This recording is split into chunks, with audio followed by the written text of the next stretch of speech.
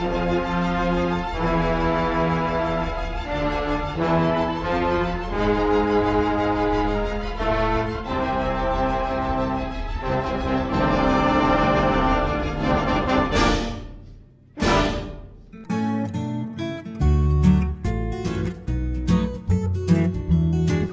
I probably can't use that music for the introduction. It would exceed the bounds of fair use. Oh well. My name is Fred King. This is my traveling companion, the Avenging Chicken. I'm presenting this as a member of koha-US, the Koha Users Group for the United States. I have a day job, and head of my department, vice president in charge of being more important than I am, would like me to add a disclaimer. Any views expressed in this video are strictly my own and are not necessarily the opinions of my employer, co-workers, neighbors, relatives, friends, strangers, or the Avenging Chicken, for external use only. In case of accidental ingestion, I'd like to know how. If you experience pain or discomfort while viewing this video, discontinue use immediately. If you experience confusion, watch the confusing part again. If confusion continues, contact the author so corrections can be made in future versions. This video is made in a facility that contains nuts, dairy products, dog hair, cat hair, and other potential allergens. In case of cabin pressure loss, 4 masks will appear before you, the nose piece towards your hand. Simply pull the mask from the ceiling, throw the mask out the window, slide down the tubing, and have an escape. We know that you have a choice when it comes to online entertainment, and we appreciate you viewing this one. Okay, now back to pretending I'm not reading off a script. Where is it? Okay, I need to show you the obligatory cat picture with sound, and we'll be on our way. Back in 2013, I converted our small library from the previous system to Koha. We didn't have the money to have the conversion and setup done by a vendor, so I did it myself. It took me a while to learn what I was doing, and I taught myself by building a system, breaking it, building it again, breaking it, and building it again till I got it right. Since then, a lot of very helpful videos have been put out, including many by my brilliant and talented colleagues at koha-US. Most of them deal with configuring and tweaking an existing system, which is not surprising because the creators already have an existing Koha library to configure and tweak, a system that's set up by somebody else.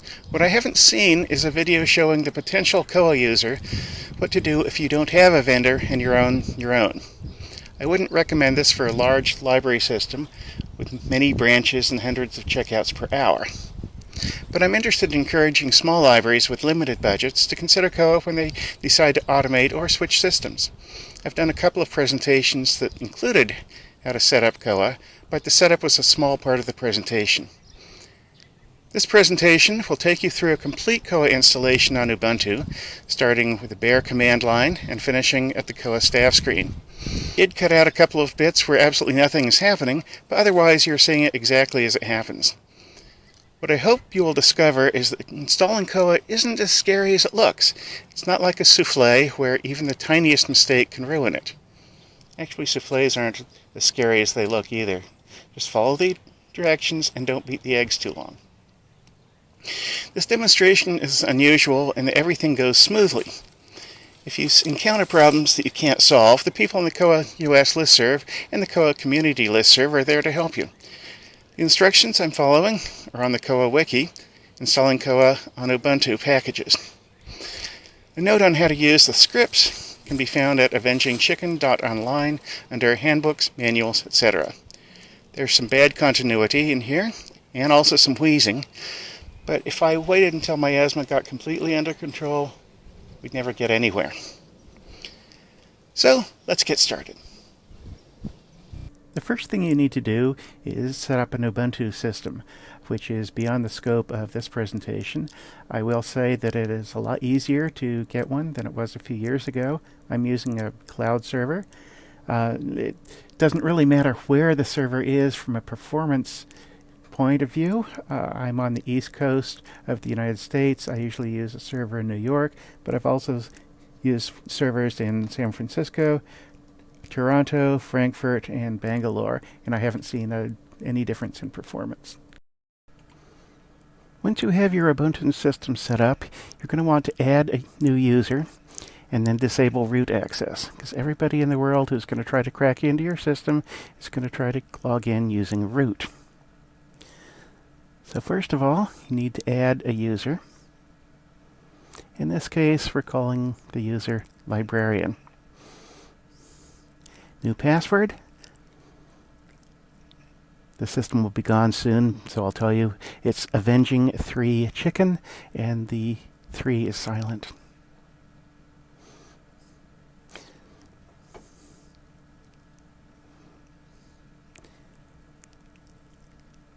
And you fill in all the information necessary, not much. Say yes, or just hit enter to select the capital letter choice. Now you have to give the librarian super user privileges. And that is called user mod. And Ubuntu is case sensitive. And now we're disabling access to root.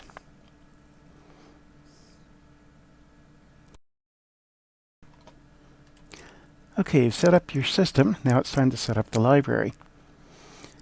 First thing I'm going to do is make myself a super user, which I did in the previous segment.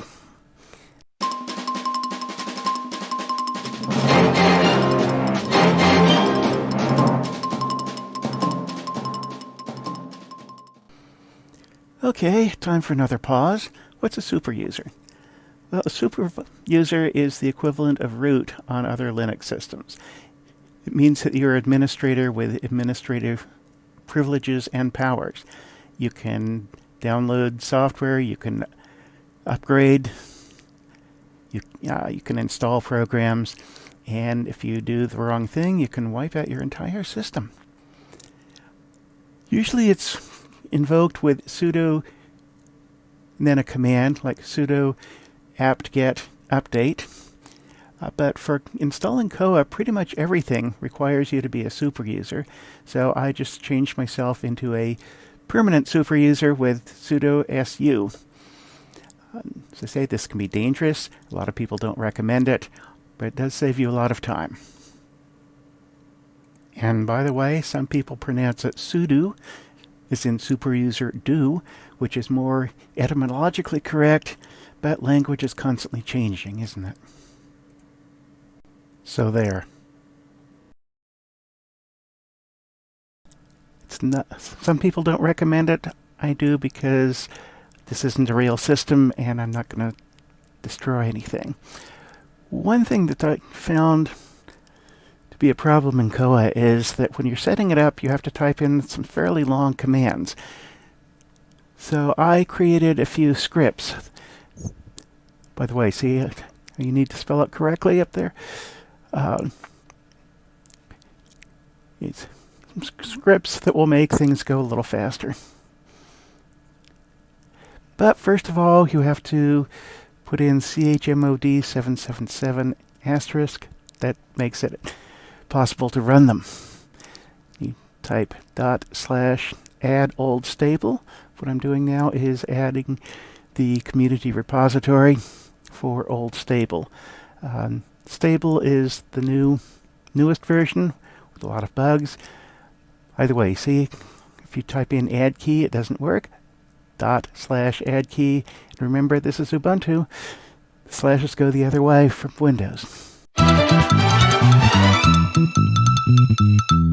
I should probably pause here and say a little more about the Koha versions. New version of Koha comes out every 6 months, and the number is the year and the month. So for example, I am installing 2005, which means it came out in May of 2020. A new version is going to come out shortly, 2105. The stable version is the latest one that's been released publicly. It probably has the most bugs in it, because people haven't had as much time to look at them and figure out what's going on. Old Stable is one version behind, and it's the one a lot of people use because it's been around long enough for people to work out a lot of the bugs. Old Stable has even fewer bugs, but it's going to be dropped next time a new version comes out. It'll still be available, but it won't be supported anymore.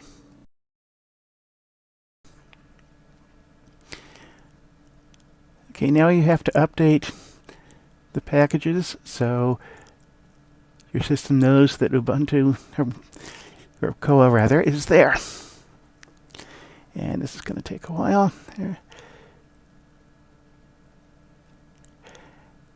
And now upgrade. It has a software, it just has to install it now. Say yes.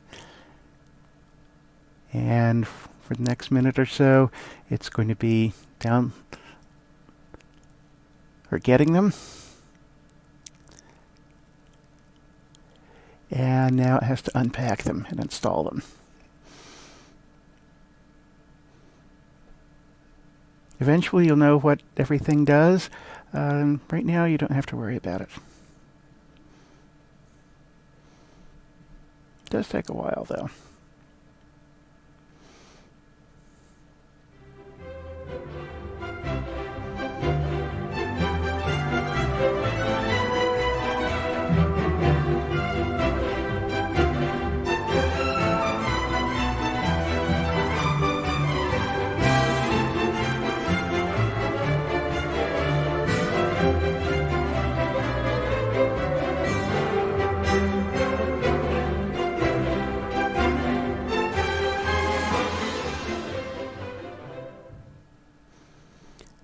Okay, now found something that wanted to overwrite. Just select the default, hit enter. And we're almost at the end. And nothing happens for about 30 seconds, so rather than make you sit at a screen where absolutely nothing is happening, I cut out 30 seconds.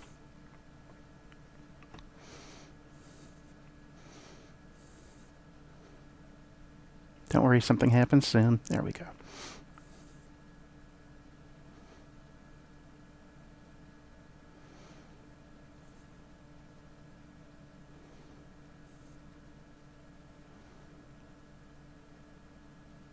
And we're done. Well, almost done.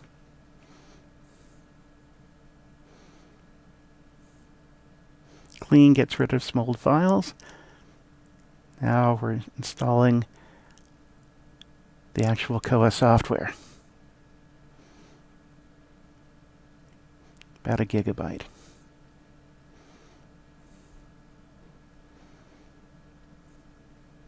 And this is probably going a little faster than it will for you because my system is running on DigitalOcean, and that's where the software is stored, at one of their mirrors.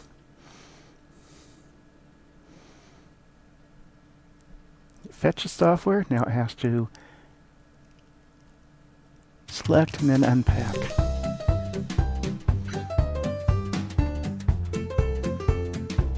This gets kind of boring, so here's some music.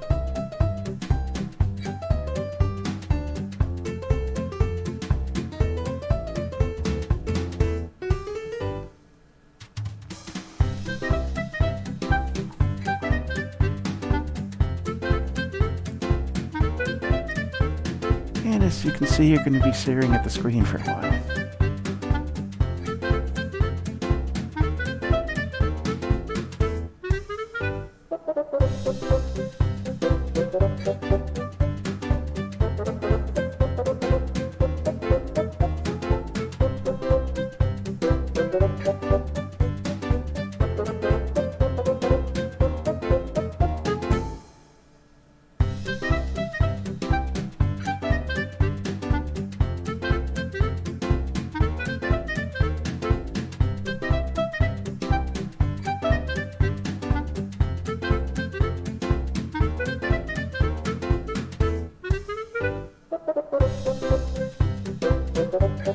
Someone in the focus group suggested I have music. Just leave out the narration. Oh well.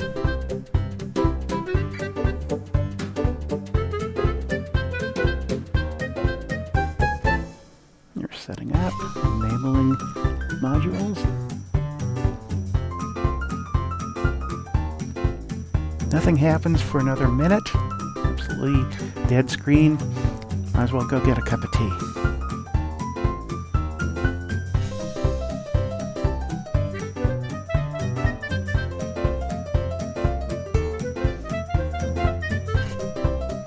Almost there.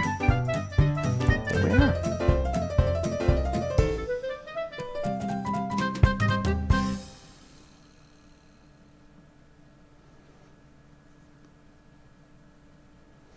And now you have to go in and edit a configuration file /etc/koha/koha-sites.conf.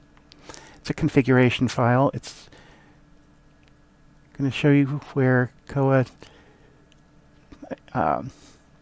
staff client port is, 8080.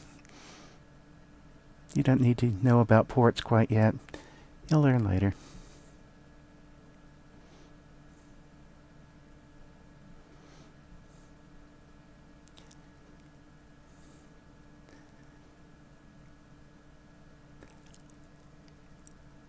Okay, now you install MariaDB. The instructions say install the server. Well, we'll say no, we can't do that. First you have to install the client 10.3, or last I heard 10.5.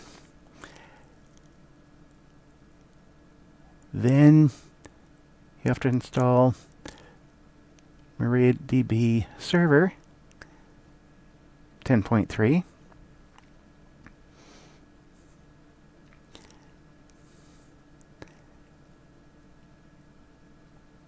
And if you try to install the server, it'll tell you what file it lacks, so just install that one.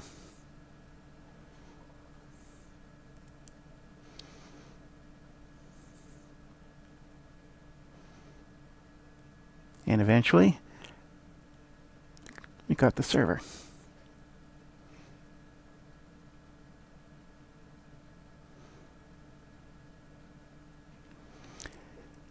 Now we have to tell the web server, which is Apache, to be able to do a few things. Enable module CGI. Then you restart Apache.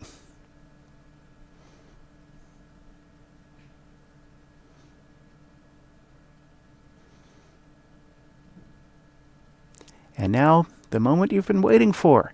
You are going to create your library instance, which in this case I'm calling library. Yeah, really imaginative.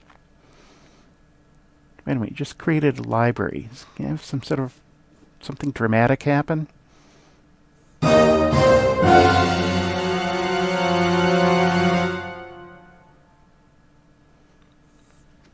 That's better.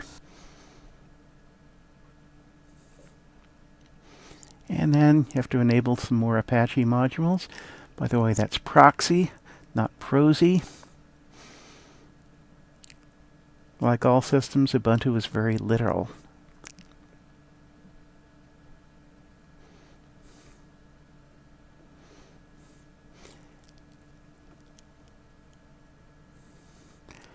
Okay, now you need to enable Plaque, which is a wonderful thing that speeds up performance considerably.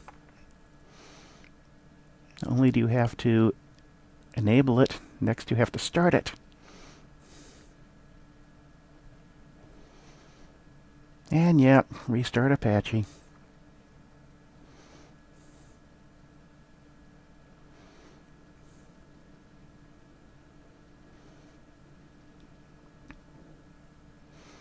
And you have to clean up some old database security problems. Current password, you don't need one. Just say no and then say yes to everything else.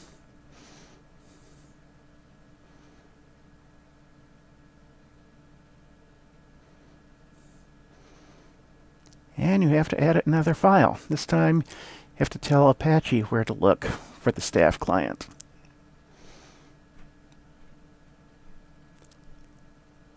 So it's listening on port 80 where the OPAC is. Now it will listen on 8080, which is where the staff client is. It's /etc/apache2/ports.conf.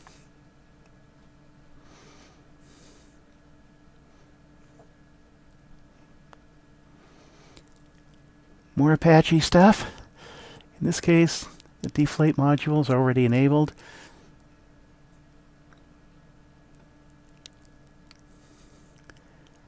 And the library site is enabled.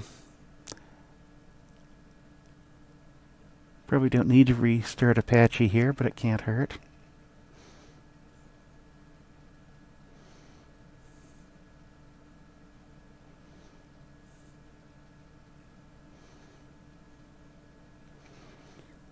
And you have to go in, edit the host file. In this case, I don't have a domain name. I'm just running it on a plain IP address. So I don't have to change anything.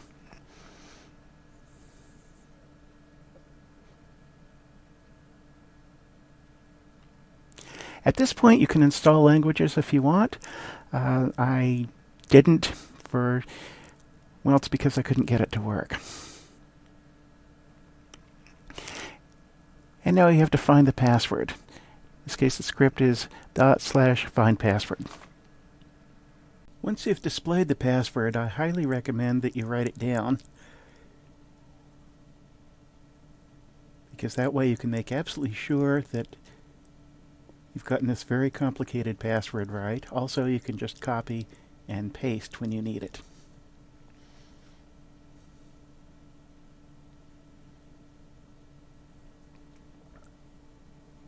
I also recommend that you write down the IP address of the system you're using.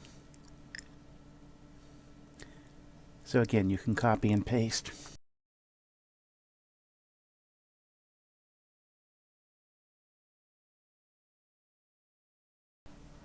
Now that we've finished with the command line, you need to go to a web browser and do the final setup. So copy and paste the IP address and then put :8080.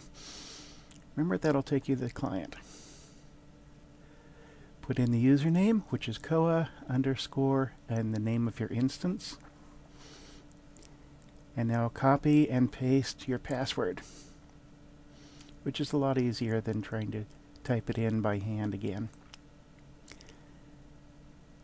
Choose your language. If you set up languages, you'll have a variety. This time I'm just using English. Now asked to check a few things. Perl dependencies, database settings. Just keep clicking the blue button.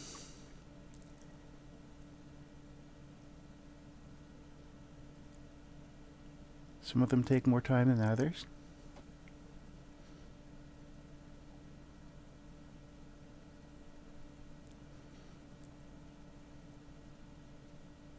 Now you have to do basic configuration. I'm using Mark 21. It's all what all the cool librarians use. Now you have to set up the frameworks. You have the option of adding a few things. I'm choosing the bibliographic matching. You can also add a framework for adding things on the fly. I work in a hospital. We don't have flies running around. But I am going to allow access to some Z3950 servers. Don't worry, Z3950 comes later.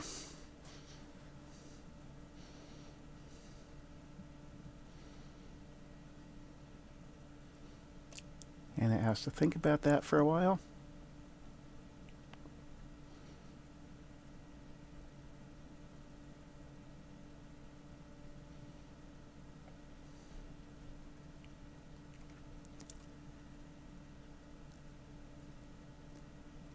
And your installation is complete.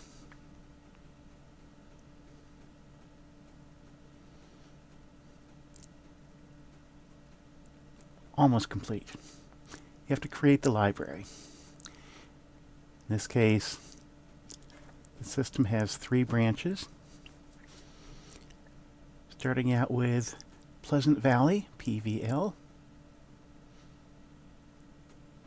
As you can see, I've done this before, and Firefox is remembering everything. You have a category of staff, which is library staff.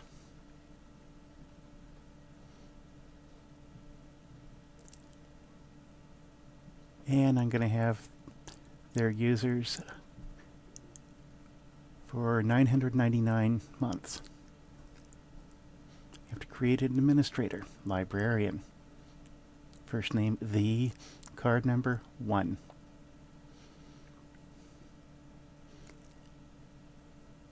You have to set username and password.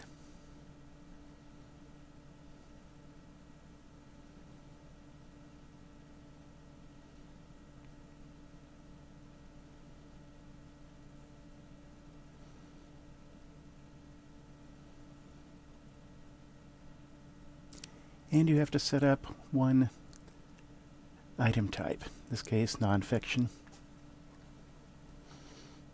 You can change everything later.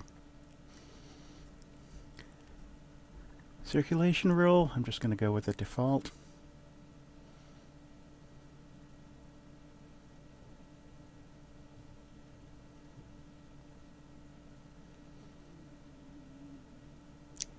You're finished and ready to use Koha.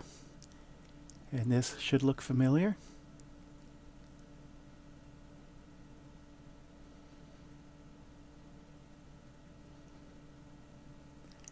And here you are at the Koha main staff screen. Now that you have your staff side set up, let's take a look at the OPAC. Wait a minute, that's not an OPAC. What happened? Well, what happened was when you set up the software, Apache installed its own default page. So you have to go in and change that to the Koha default page. Or you could run a script. Log into the command line and make yourself a super user.